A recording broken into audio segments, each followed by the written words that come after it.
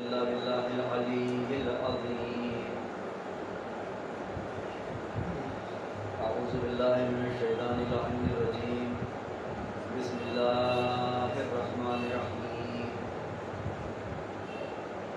الحمد لله رب العالمين والعاقبة للمتقين والنار للجاهدين. الصلاة والسلام على محمد وآله الطيبين الطاهرين المعصومين. ولعنة الله على أعدائهم أجمعين من يومنا هذا إلى قيام يوم الدين. أما بعد فقد قال الله تبارك وتعالى في كتابه الكريم: بسم الله الرحمن الرحيم. وإذ ابتلى إبراهيم ربه بكلمات فأتمهن قال إني جاعلك للناس إماما. صلى اللهم صل على محمد وآل محمد. ایک اور بلند ترین صلوات پڑھ دیں. اللهم صل على محمد وآل محمد. خدا امامت کے تعلق سے آیت مبارکہ میں خطاب فرما رہا ہے: وَإِذِ ابْتَلَىٰ إِبْرَاهِيمَ رَبُّهُ بِكَلِمَاتٍ. جناب ابراہیم علیہ السلام کو خدا نے امتحان میں مبتلا کیا، اور مبتلا امتحان ہونے پر جناب ابراہیم علیہ السلام اپنے امتحان میں کامیاب ہوئے. جب امتحان میں کامیاب ہوئے تو کامیابی کی سند، کامیابی کا رزلٹ خدا نے امامت عطا فرما کر دی. یہ عہدہ امامت جو ہمارا موضوع ہے، اس موضوع کے اعتبار سے ائمہ کی حیات طیبہ اور ان کے علماء جو ائمہ ہیں، جو امام ہیں، ان امام میں چند صفات ہونے چاہیے.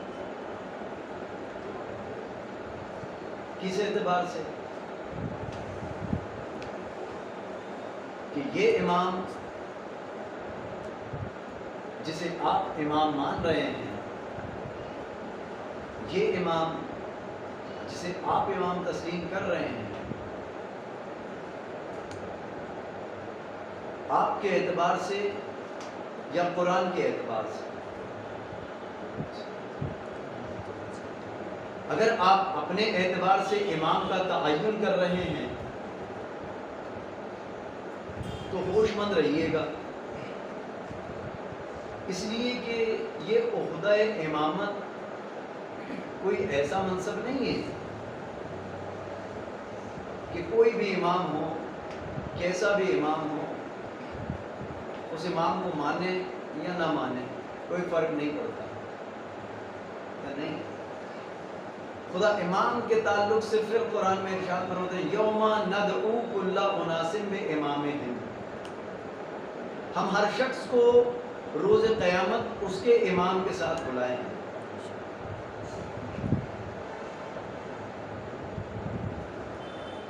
اب کچھ اماموں کے لیے کہ جن کو ہم تسلیم کرتے ہیں، ہم تو بے فکر ہو کے بیٹھے ہیں. کیوں؟ اس لیے کہ ہمارے لیے ایک سائڈ تو کمپلیٹڈ ہے، جو عقائد کا سائڈ ہے، جو اصول کا سائڈ ہے، کہ ہم توحید کو بھی مان رہے ہیں، ہم نبوت کو بھی تسلیم کر رہے ہیں، ہم عدالت کو بھی مان رہے ہیں، ہم امامت کو بھی مان رہے ہیں، ہم قیامت کو بھی مان رہے ہیں. ایک سائڈ تو ہمارا سیف ہے، لیکن ادر سائڈ جو اعمال کا سیکشن ہے اس میں محنت کی ضرورت ہے، اس میں ہمیں محنت کرنی ہے۔ نماز ہم نے پڑھنی ہے، روزہ ہم نے رکھنا ہے، حج ہم نے کرنا ہے، خمس ہمیں دینا ہے، تمام ارکان دینی ہمیں ادا کرنا ہے۔ موضوع کیا ہے؟ ائمہ کی حیات طیبہ۔ جب ہم نے امام چنا ہے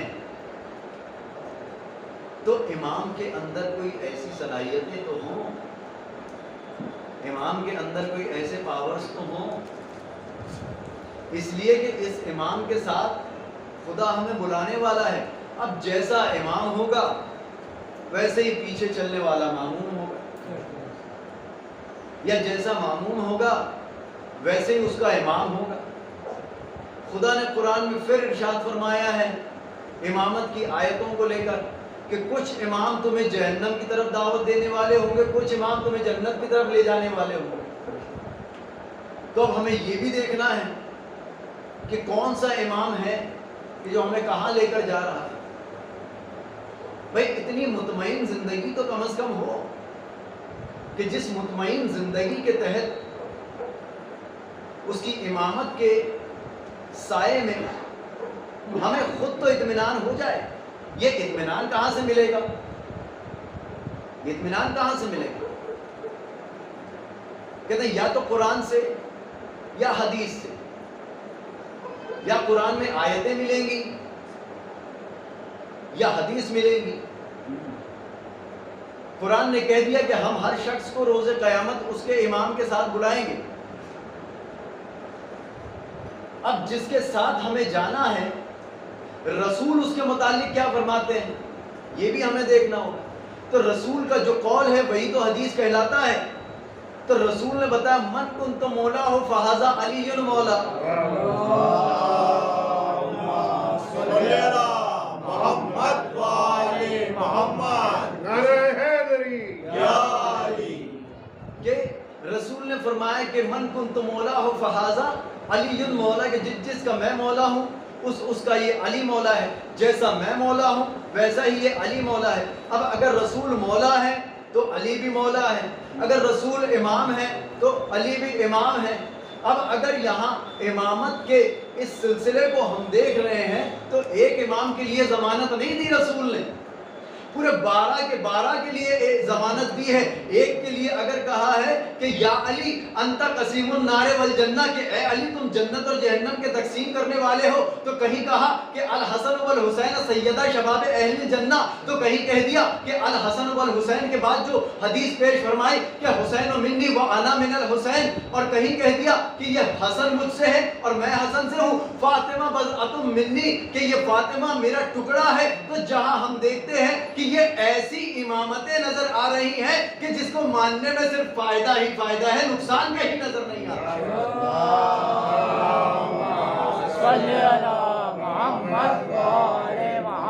جب کہہ دیا کہ جنت کے جوانوں کے سردار حسنین ہیں تو پھر ہم تو مطمئن ہو گئے نا، اس لیے کہ ہم تو انہیں امام مان رہے ہیں۔ اب ایسے امام مان رہے ہیں، یہ ایسے امام ہیں ہمارے، دنیا کی ایک مثال ہے، عام سی مثال دنیا میں دی جاتی ہے اسے، اور کبھی کبھی 100% مطابقت نہیں کرتی ہے مثال، وہ مثال صرف مثال ہوتی ہے، اس میں پہلو تلاش کیے جاتے ہیں کہ بھئی یہ یہاں پر یہ پہلو باقی رہ گیا، نہیں، جس اینگل سے میں بیان کرنا چاہ رہا ہوں، مثلا مجھے کوئی چیز کی ضرورت پڑ جائے، کسی چیز کی مجھے ضرورت پڑ جائے، مثلا مجھے گھر بنانا ہو یا مجھے کوئی گاڑی وغیرہ خریدنی ہو، ایک شخص آ کر مجھ سے کہے کہ آپ فکر مت کیجئے، امامت ذہن میں رہے اور امامت کے اختیارات ذہن میں رہے کہ جنت کے جوانوں کے سردار امام حسن اور امام حسین علیہ السلام ہیں۔ صلوات پڑھیں۔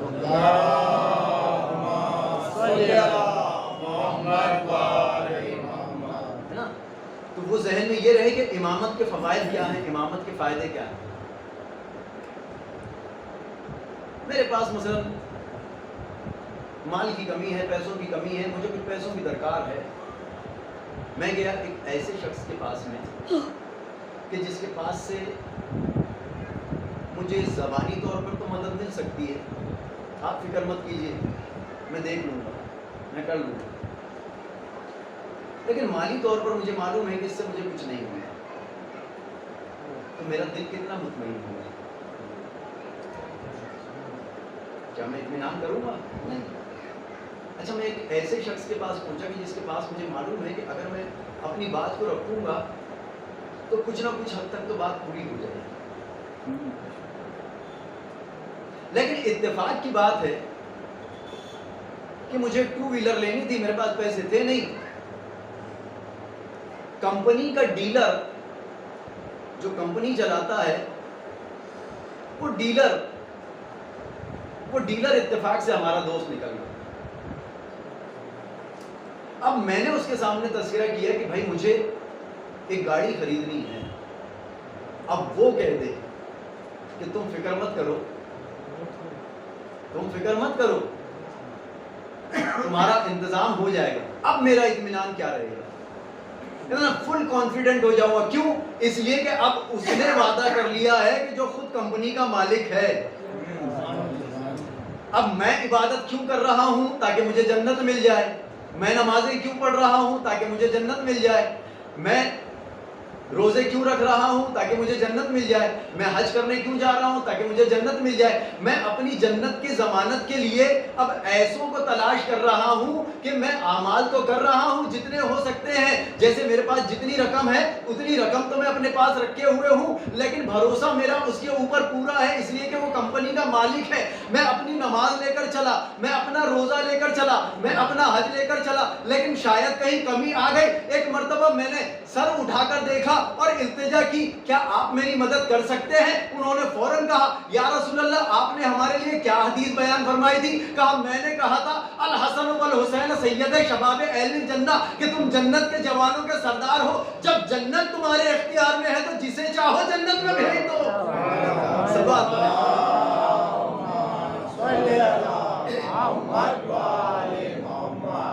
جسے چاہو اختیار دیا ہوا ہے نا. جب اختیار میسر آیا ہے تو امامت اسی کو تو کہتے ہیں، اسی کا تو نام امامت ہے نا، کہ امام کے پاس اتنے اختیار تو ہو. یا وہ امام بنایا جائے گا، بہت لطیف طریقے سے بیان کروں گا، احساس نہ ہو اور احتیاط سے جملہ ادا ہو جائے. یہ جنت کے جوانوں کے سردار ہیں، ان سے ہم مطمئن ہیں کہ یہ جنت دے سکتے ہیں. ان سے جنت لینے جائیں گے، یا جن کو یہ کہہ رہے ہو کہ اتر جاؤ ہمارے ممبر سے، یہ ہمارے باپ دادا کا ممبر ہے، تم غلام ہو، تم ہمارے ممبر سے اتر جاؤ اس لیے کہ یہ ہمارا ممبر ہے. جا کر اس نے نقل کیا تو باپ خود کہتے ہیں کہ جاؤ اور ان سے لکھوا کر لے آؤ کہ ہم ان کے غلام ہیں. تو جو اپنی جنت کا ضمانت نہیں لے سکتا ہو اس سے جنت حاصل کریں گے، یا جس کے پاس ضمانت ہو جنت دینے کی اس سے جنت حاصل کی جائے گی. صلوات پڑھیں.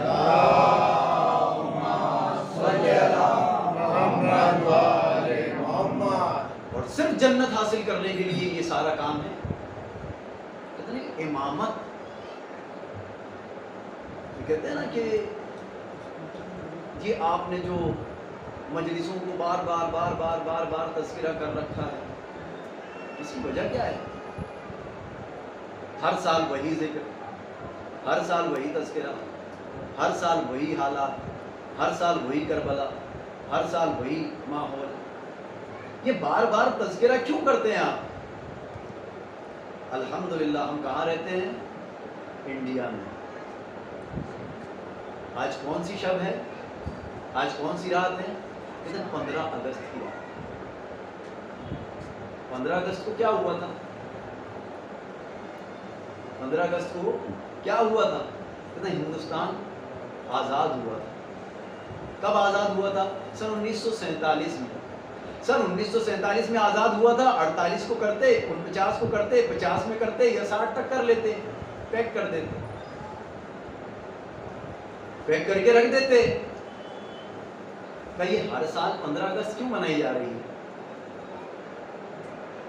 کہ یہ ہر سال 15 اگست کیوں منائی جا رہی ہے؟ کہ 15 اگست ہر سال اس لیے منا رہے ہیں کہ جنہوں نے دیش کی آزادی میں قربانیاں دی ہیں ان کے تذکرات موجود رہیں، ان کا ذکر باقی رہے، ان کو بچے فراموش نہ کر جائیں، ان کو بچے بھول نہ جائیں. تو 15 اگست آپ ہر سال منا رہے ہیں، کیوں؟ اس لیے کہ قربانیاں دی گئی ہیں، وہ قربانیوں کو یاد رکھا جائے. ہاں، چھپانے کی کوشش کون کر رہا ہے؟ جو گاندھی جی کو پسند نہیں کرتا ہے. کیوں؟ کہا اس لیے کہ ان کے مفاد چھپے ہوئے ہیں کہ کیوں ہائی لائٹ کیا جائے. کہا اس لیے چھپا رہے ہیں کہ نہیں ان کا نام نہیں آنا چاہیے. کہا کیوں نہیں آنا چاہیے؟ اس لیے نہیں آنا چاہیے کہ ان کے تذکرات جتنے عام ہوں گے اتنی اہمیت ان کی بڑھتی چلی جائے گی. اب آپ ہم سے سوال کرنے آتے ہیں کہ یہ کربلا کا تذکرہ بار بار کیوں، یہ کربلا کا ذکر بار بار کیوں؟ تو یاد رکھیے کہ جو شہدائے کربلا نے اسلام بچانے کے لیے قربانی دی ہے، ہر سال یاد دلانے کے لیے ہم محرم کو مناتے ہیں.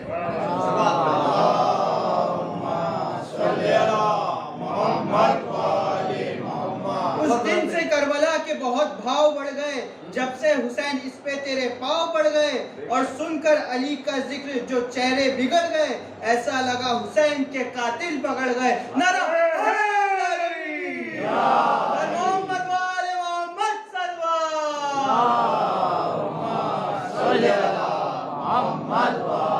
محمد جو دیش کا، جو وطن کا محبت کرنے والا ہے وہ ان تذکروں کو بار بار زندہ کرے گا کہ یاد کر لینا کس کس نے کون کون سی قربانی دی ہے. جو احسان فراموش ہوگا وہ ان قربانیوں کو بھی فراموش کرنے کی کوشش کروائے گا. بھائی انہوں نے کیا کیا تھا، انہوں نے کیا کیا تھا، انہوں نے کیا کیا تھا. کہا کسی نے کچھ کیا یا نہیں کیا، آپ نے کیا کیا تھا؟ آپ نے تو کچھ نہیں کیا تھا. جب آپ نے کچھ نہیں کیا تھا تو آپ کو بولنے کا حق کس نے دیا؟ یہ جو قربانیاں پیش کی گئی ہیں، یہ تذکروں کو زندہ رکھنا ہمارے لیے ضروری، اس لیے کہ ہمیں کسی کو سرٹیفکیٹ دینے کی اور دلانے کی ضرورت نہیں ہے. ہم وطن سے محبت کرتے تھے، ہم وطن سے محبت کرتے ہیں، ہم ہندوستان سے محبت کرتے رہیں گے. یہ ملک جس سے ہم محبت کر رہے ہیں کتنے تذکرات میں موجود ہیں. کیا امام حسین علیہ السلام کے پاس ہندوستان سے کوئی نہیں پہنچا؟ کہتے ہیں پہنچے. وہ انشاءاللہ اگر موضوع میں بات رہی، پچھلے سال میں نے شاید کسی مقام پر بیان کیا تھا، ایک قوم ہمارے یہاں پائی جاتی ہے حسینی برہمن جن کو کہتے ہیں. ان حسینی برہمنوں کی پوری ہسٹری ہے. آپ نیٹ پر بچے جتنے ہیں، جوان جتنے ہیں، وہ سرچ کر سکتے ہیں. وہ حسینی برہمن نے کیا کیا ہے، اس لیے کہ ہمارے چوتھے امام، امام زین العابدین علیہ السلام،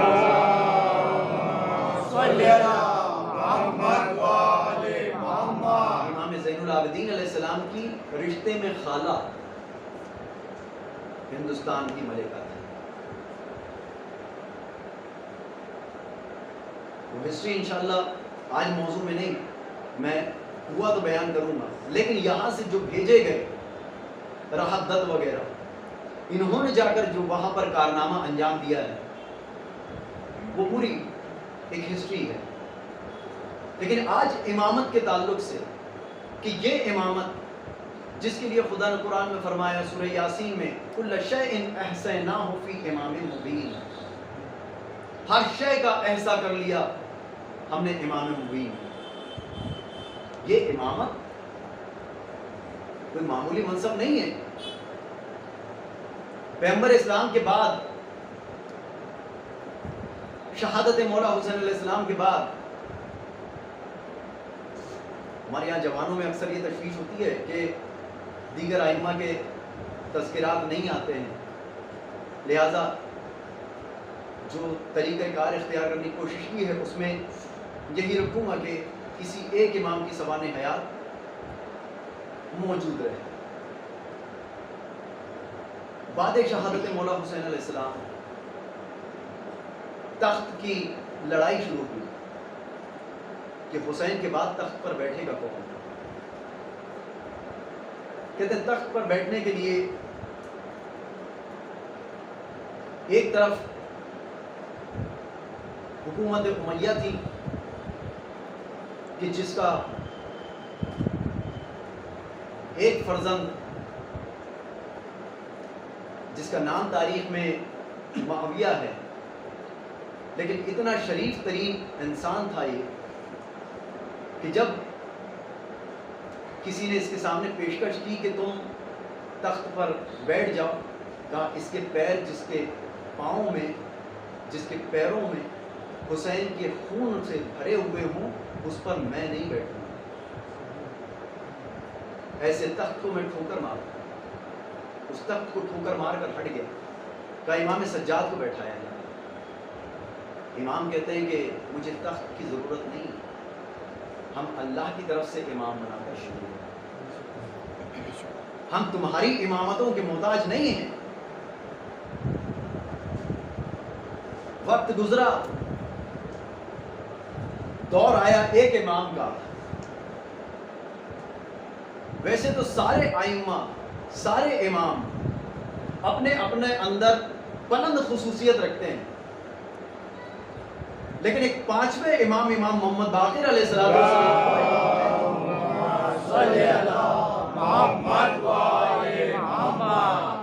یہ وہ امام ہے کہ جس امام کے لیے شجرہ نسب بھی اگر دیکھا جائے تو اس امام کے سامنے باپ بھی امام، بیٹا بھی امام، چچا بھی امام، دادا بھی امام، نانا بھی امام، سارے کے سارے امام نظر آ رہے ہیں۔ کہا کیوں؟ اس لیے کہ امام حسین علیہ السلام کے بیٹے امام زین العابدین علیہ السلام اور امام حسن علیہ السلام کی بیٹی جناب فاطمہ بنت حسن صلوات اللہ علیہا،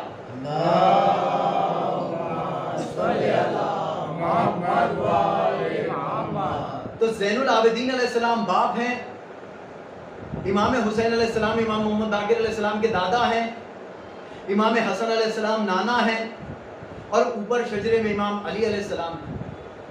نیچے شجرے میں آتے ہیں تو امام محمد باقر علیہ السلام کے بیٹے امام جعفر صادق علیہ السلام امام ہیں۔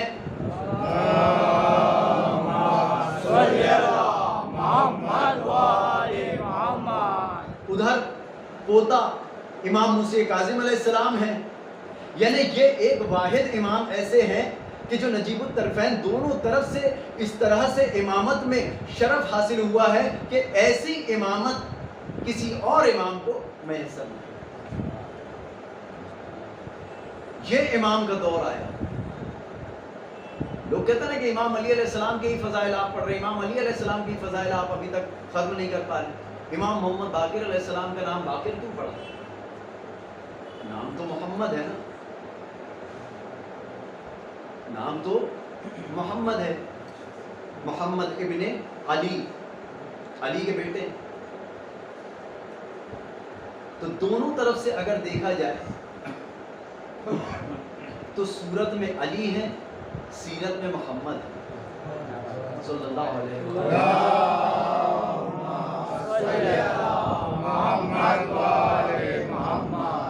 ادھر نام محمد ہے، صفات علی کی ہے،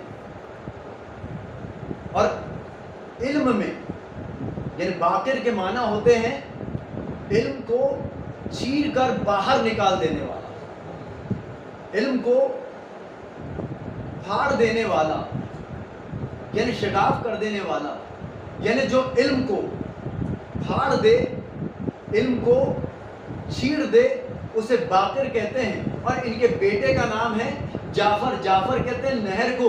تو کہیں پر اگر کوئی علم کو پھاڑ کر دے رہا ہے تو وہ باقر ہے، اور اگر کوئی نہر بہ رہی ہے علم کی تو وہ جعفر ہے۔ اب اگر دیکھنا ہو کہ اس امام کی صفت کیا ہے، ذہن میں رکھیے گا کہ اس امام کو اگر پہچاننا ہو کہ محمد باقر علیہ السلام کا مرتبہ کیا ہے تو یہ دیکھ لو کہ جس کا شاگرد امام جعفر صادق ہے وہ باپ کیسا ہوگا۔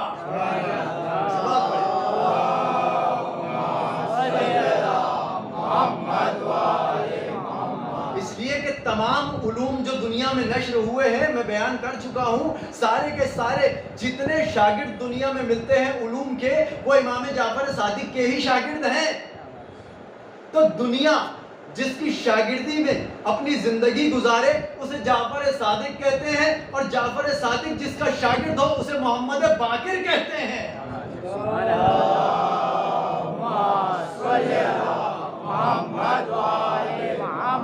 अभी तो दुनिया जाफर सादिक का इल्म नहीं ले सकी है, तो बाकिर का इल्म कहां से लेगी? जब बाकिर का इल्म नहीं पहुंचा है तो फिर ज़ैनुल आबिदीन का इल्म कहां से लेगी? जब ज़ैनुल आबिदीन का इल्म तक नहीं पहुंची है तो फिर हुसैन के इल्म तक कैसे पहुंचेगी? जब हुसैन के इल्म तक नहीं पहुंची है तो अली का इल्म कैसे आसानी से हासिल कर लेगी? सलावत पढ़ें।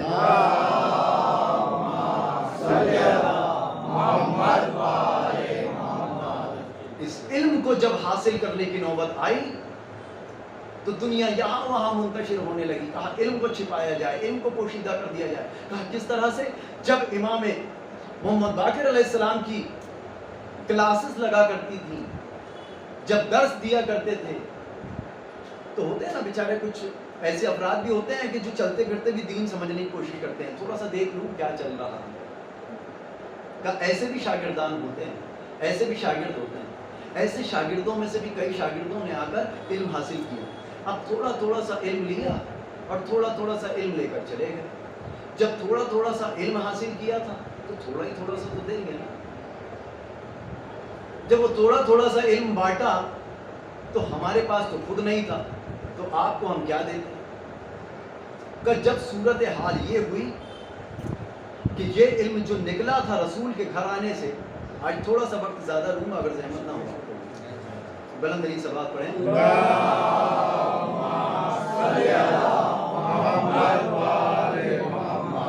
कि ये इल्म लेकर चलने वाले चले, कहीं जाकर कुछ इल्म पहुंचाया, कहीं पर जाकर थोड़ा सा इल्म पहुंचाया, कहीं पर जाकर थोड़ा सा इल्म पहुंचाया। उस जमाने में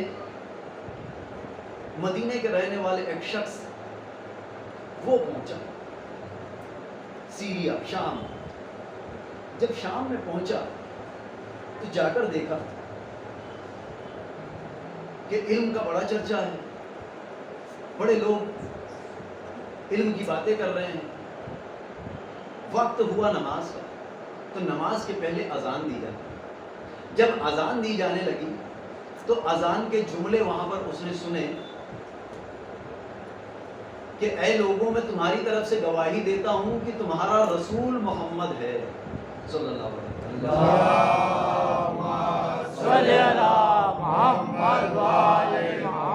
बड़ा हैरान हुआ कि भाई ये क्या बात हुई। अभी तक तो सुना था अशहदु अन्ना मुहम्मद रसूलुल्लाह, लेकिन यहाँ पर तो कोई और तर्जुमा सुन रहा हूँ।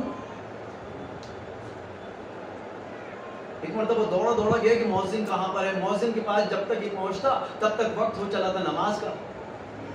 क्यों ना मौज़िन नमाज पढ़ने के लिए इमाम साहब के पीछे,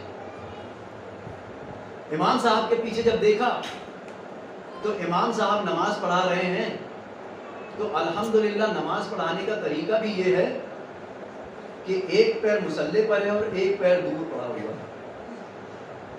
इसकी हैरानी और ज्यादा बढ़ गई, ये क्या माजरा हो।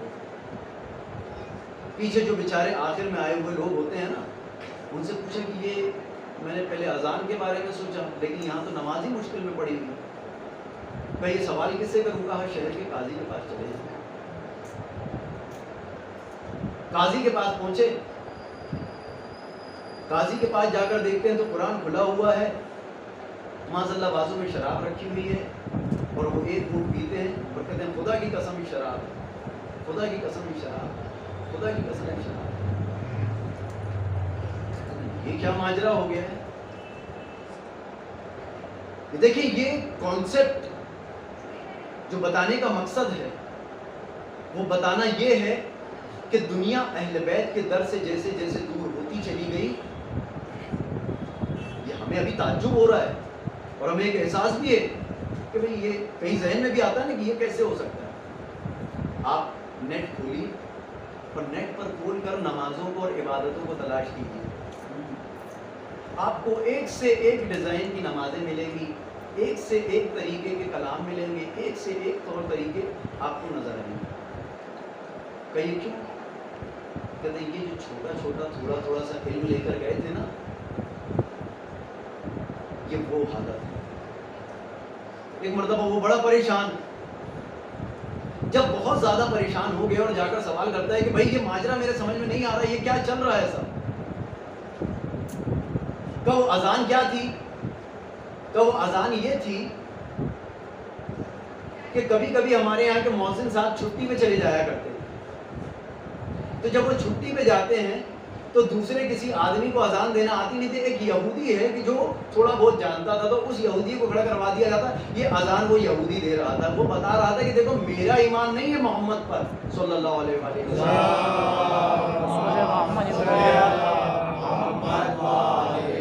میرا ایمان نہیں ہے، اس لیے میں نے ظاہر کر دیا کہ دیکھو وہ تمہارے رسول ہیں. تو وہ نماز کا کیا مسئلہ ہے؟ کہ نماز کا مسئلہ یہ تھا کہ امام صاحب لیٹ ہو گئے تھے نماز پڑھانے آنے کے لیے، اور کہیں سے چھینٹے آ گئے تھے ایک پیر پہ چھینٹے آ گئے تھے، لہذا نماز پڑھانے کے لیے کھڑے ہو گئے. کہا اس لیے کہ اب پاؤں پیر صاف کرنے کے لیے، پاک کرنے کے لیے موقع میسر نہیں آ رہا، لہذا اس پیر کو مصلی سے دور رکھا جائے. ایک پیر پر تو نماز ہو سکتی ہے نا. لیکن دین کو کتنا مجروح کیا جا رہا ہے. کہا وہ پھر وہ شراب کا کیا مسئلہ ہے؟ وہ شراب کا یہ مسئلہ ہے کہ ہمارے یہاں کے کئی لوگ ہیں کہ جو بہت زیادہ شراب پیتے ہیں، لیکن جب انہیں پکڑ لیا جاتا ہے، ان پر حد جاری ہوتی ہے، تو وہ کہتے ہیں کہ ہم نے شراب نہیں پی، دیکھ لو ہم تو انگور کا سرکہ یا انگور کا جوس پی کر آ رہے ہیں، یا فلاں چیز کا جوس پی کر آ رہے ہیں. تو وہ جو قاضی بیٹھا ہوا ہے وہ قرآن کے سامنے بیٹھ کر گواہی دیتا ہے ایک ایک بار چک چک کے کہ یہ میں جو بتا رہا ہوں یہ شراب ہی ہے. جب یہ عالم ہوگا دین کا، جب یہ عالم ہوگا مذہب کا، جب ایسا عالم ہوگا دین بتانے والوں کا، تو آپ بتائیے کہ یہ دین کا ہوگا کیا؟ اور وہی ہوا جو دین ہم تک پہنچا. کیا رسول اللہ بتا گئے تھے کہاں کہاں پر ہاتھ باندھ کر نماز پڑھنا؟ نہیں، رسول نے اگر بتایا ہوگا تو ایک ہی نماز بتائی ہوگی. رسول نے تو ایک ہی نماز بتائی ہوگی. یہ ہاتھوں کو بدل بدل کر رسول نماز بتا رہے ہیں، کیا نماز بدل رہی تھی؟ پتہ نہیں. رسول کی نماز وہ نماز تھی کہ جو امام علی علیہ السلام نے پڑھائی. رسول کی نماز وہ نماز تھی کہ جو امام حسین علیہ السلام نے پڑھائی. رسول کی نماز وہ نماز تھی کہ جو پانچویں امام محمد باقر علیہ السلام نے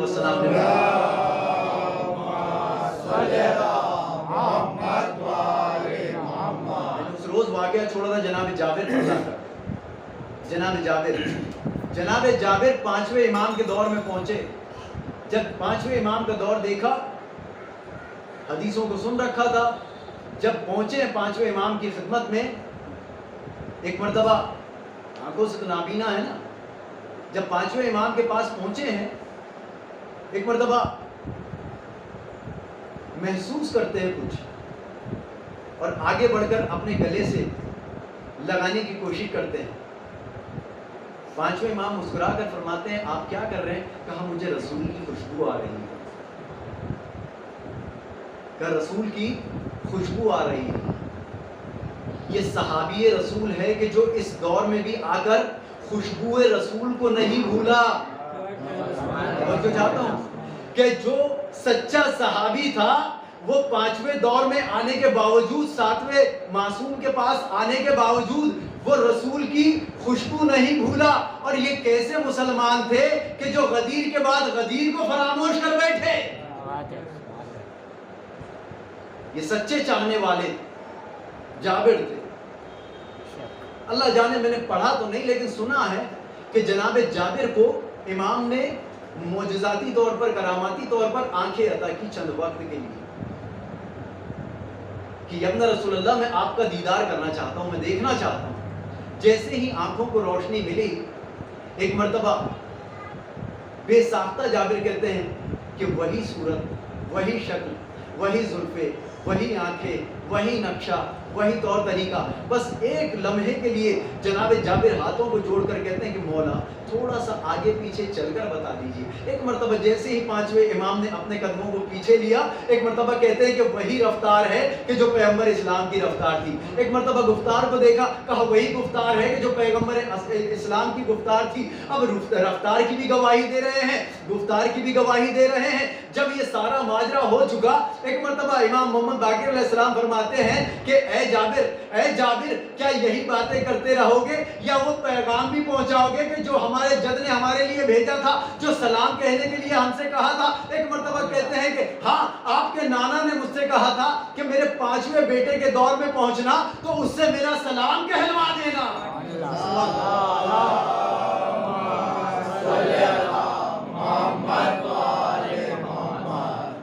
ये दौर जनाब इमाम मोहम्मद बाकिर अलैहिस्सलाम का दौर, इल्म का चर्चा मशहूर है। इमाम से फरमाते हैं कि मौला आप कुछ बयान फरमाइए। कहा कुछ आपको याद हो तो आप बयान फरमाइए। ईमान में आपके जो ताजगी है उसे बयान फरमाइए। एक मर्तबा जनाब जाबिर कहते हैं, बस आखिरी बात आपकी खिदमत में अर्ज़ करता हूं। जनाब जाबिर कहते हैं कि मैं अमीरी से ज्यादा फकीरी को पसंद करता हूँ, सुकून से ज्यादा तकलीफ को पसंद करता हूँ, ग़िज़ाओं के इस्तेमाल से ज्यादा मैं भूख को पसंद करता हूँ। इतने जुमलों का अदा करना था कि एक मर्तबा इमाम ने इशारा कर कर कहा कि बस बस जाबिर बस। कहा हमारे नाना तो ये नहीं कहते थे, हमारे नाना तो ये नहीं कहते थे। तमाम मजमा जमा हुआ है। जनाब जाबिर फरमाते कि फिर आपके नाना क्या कहा करते थे? कहा हमारे नाना ये कहा करते थे कि खुदा अगर अमीरी में खुश रखे तो हम अमीरी में पसंद करते हैं, अगर खुदा तंगदस्ती हमारे लिए पसंद करता है तो हम तंगदस्ती को पसंद करते हैं, अगर खुदा हमें सैराब करके खुश होता है तो हम सैराबी में खुश हैं, अगर खुदा हमें भूखा रखने में खुश है तो हम उसमें खुश है। जाबिर कहने का मकसद ये है कि हमारा तो कोई वजूद नहीं है जिसमें खुदा खुश रहता है उसमें हम खुश रहते हैं, जिसमें हम खुश रहते हैं उसमें खुदा खुश रहता है।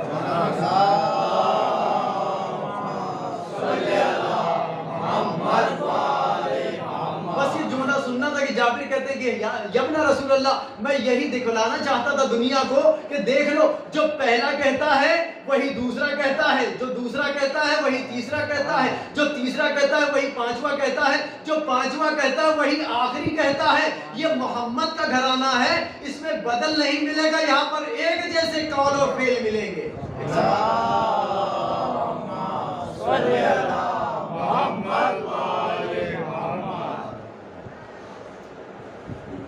आखिरी जुमला और मसाइल। यहूदी आता है, ईसाई आता है सवाल करने के लिए। क्या कहते हैं इमाम? सलूनी कब्ल अन तफ्तूनी, पूछ लो जो कुछ तुम्हारा दिल चाहे। क्यों दावा कर रहे हैं? कहा इसलिए दावा कर रहे हैं कि अली से वाबस्तगी है। जब पहले ने दावा किया है तो पांचवा भी दावा करेगा। सवालात पूछे गए, जवाबात दिए गए। इंशाअल्लाह वो सवाल और जवाब आपकी खिदमतों में कल अर्ज कराऊंगा अगर मौका मैसर है। ये पांचवें इमाम, इन्होंने अपनी जिंदगी में, इसलिए कि ये पांचवें इमाम करबला के बाद मुतवल्लिद नहीं हुए, करबला के बाद पैदा नहीं हुए। करबला की सरजमीन पर 5 साल का सन था जनाब इमाम बाकिर अलैहिस्सलाम। ये वो इमाम है कि जिस इमाम ने सारे मसाइल अपनी आंखों से देखे। कैसे इमाम हुसैन अलैहिस्सलाम के गले पर शिम्र ने खंजर चलाया था, इस इमाम ने देखा। कैसे अब्बास के शानों को कलम किया गया था, इस इमाम ने देखा। कैसे जनाब अली असगर के गले पर तीर लगा था, इस इमाम ने देखा। हत्ता के तारीख का एक जुमला है कि जब जनाब सकीना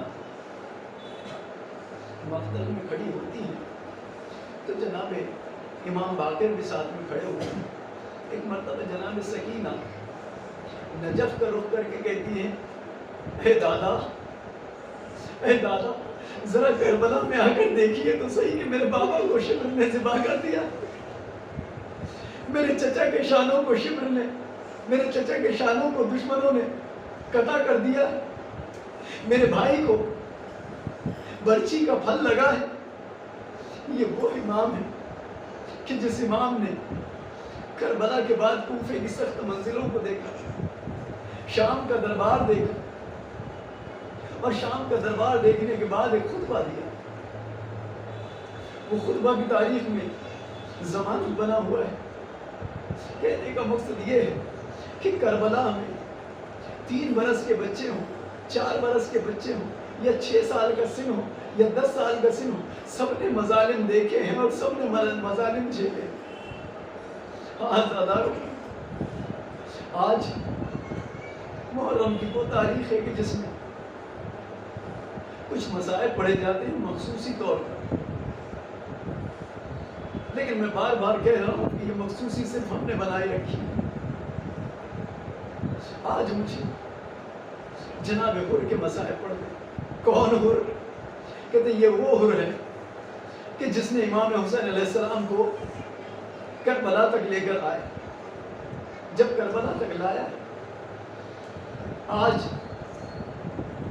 شب عاشور کا ماحول سمجھ کر, جس طرح شب عاشور ہوتی ہے, شب عاشور میں ایک آواز جناب حر نے سنی. کہا کیا آواز سنی؟ حر کو آواز آتی ہے اے حر میرے بیٹے نے تیرا کیا بگاڑا تھا؟ حر وضو کر رہے تھے, ایک مرتبہ جیسے ہی آواز کو سنا چلو سے پانی کو پھینک دیا. پھر آواز آئی حر میرے بیٹے نے تیرا کیا بگاڑا تھا؟ دوسری بار جب آواز کو سنا بے قرار ہو. تیسری مرتبہ پھر آواز آئی, اب حر نے پانی کو پھینکا. ایک مرتبہ کھڑے ہو کر کہتے ہیں میں سمجھ گیا کہ یہ کس کی آواز ہے. اپنے بیٹے کو آواز دی, اپنے غلام کو آواز دی, اپنے بھائی کو آواز دی. کہا میں حسین کی طرف جا رہا ہوں, میں حسین کی طرف جا رہا ہوں. ایک مرتبہ جیسے ہی بیٹے نے سنا, کہا جب تک جہنم میں رہے ہمیں اپنے ساتھ رکھا, اب جنت میں جا رہے ہو تو ہمیں ساتھ لے کر نہیں جاؤ گے. ایک مرتبہ بھائی کو ساتھ میں لیا, بیٹے کو ساتھ میں لیا, غلام کو ساتھ میں لیا.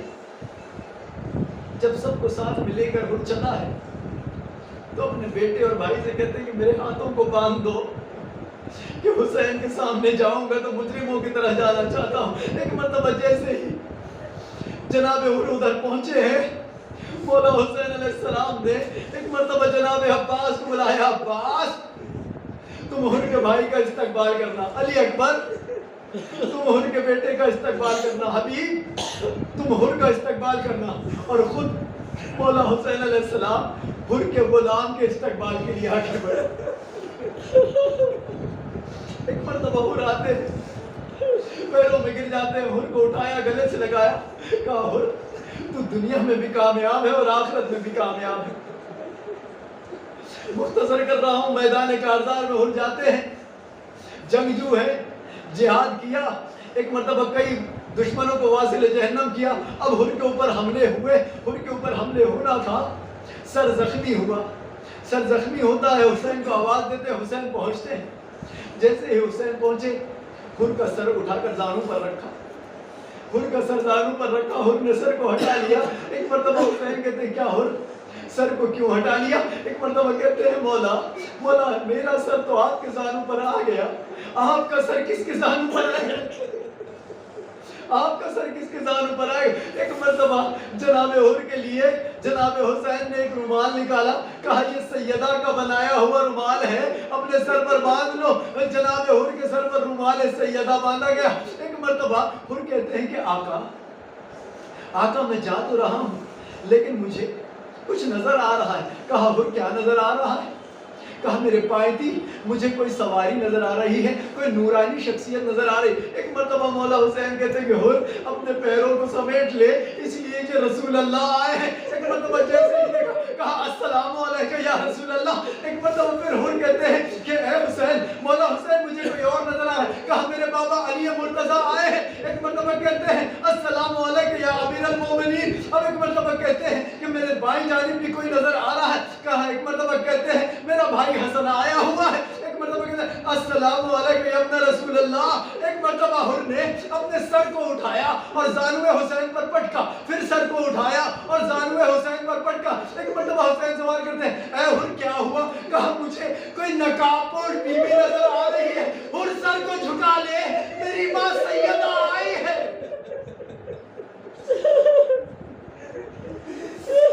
حر نے جھک کر سلام کیا اور کہتے ہیں سیدہ مجھے معاف کر دینا، ارے میں آپ کا خطا کار، آپ کا گنہگار ہوں۔ انا للہ و انا الیہ راجعون۔ رضن بقضائہ و تسلیما لامرہ، بار الہ بحق چہدہ معصومین علیہ السلام، بحق شہداء کربلا و اسیران کربلا، تمام مومنین جو پریشان حال ہیں ان کی پریشانیوں کو دفع فرما، جو مقروض ہیں ان کے قرضوں کو ادا فرما، جو مشکلات میں ہیں ان کی مشکلات کو حل فرما، جو بیمار ہیں انہیں شفاء کامل و عاجل عنایت فرما، سرکار زمانہ کے ظہور میں تعجیل عنایت فرما، ان کے آباد و انصار میں ہمارا شمار فرما،